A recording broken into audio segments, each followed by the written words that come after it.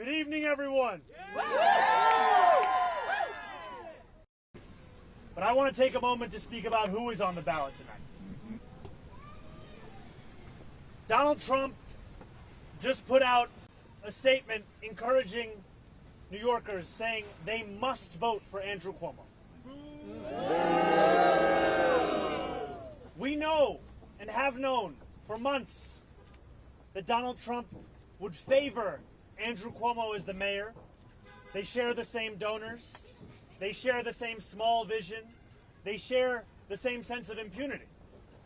And yet in these final days, what was rumored, what was feared, has become naked and unabashed. The MAGA movement's embrace of Andrew Cuomo is reflective of Donald Trump's understanding that this would be the best mayor for him. Not the best mayor for New York City, not the best mayor for New Yorkers, but the best mayor for Donald Trump as his administration. If you are elected, that is a very real threat that you're going to have to deal with. How will you address that after you're elected if you win? I will address that threat for what it is. It is a threat. It is not the law. And too often we treat everything that comes out of Donald Trump's mouth as if it is already legal just by virtue of who is saying it. And it is time to finally stand up to the bullies that make these threats, not to become the bullies ourselves.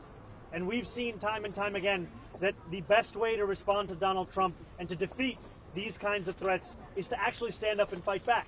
You've seen leaders across this country who have shown their unwillingness to compromise on their own morals and their own values as the way in which they fight back. And too often what we found in New York City is instead a willingness to capitulate and coordinate. And all of this with the most collaborative mayor you could find for Donald Trump in New York City.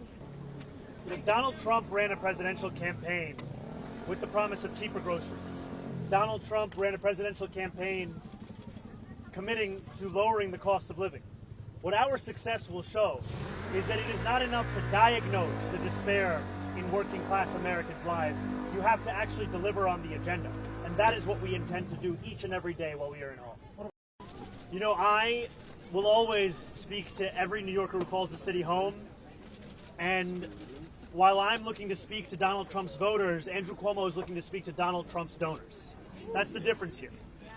These are New Yorkers who voted for the president in the hopes of having a lower cost of living and who instead found that their despair was exploited as a means by which to deliver the political prosecution of Donald Trump's enemies and the enacting of the single largest deportation force in American history.